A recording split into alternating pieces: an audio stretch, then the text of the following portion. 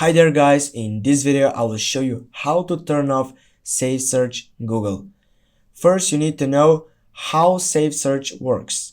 When Safesearch is on, while Safesearch isn't 100% accurate, it helps filter out explicit content in Google search results for all your queries across images, videos and websites. Now I need to mention that you need to go on your Google browser and go on your profile photo on your right upper side. Then go settings. After that, select hide explicit results, the third selection. Then you make sure that this is on.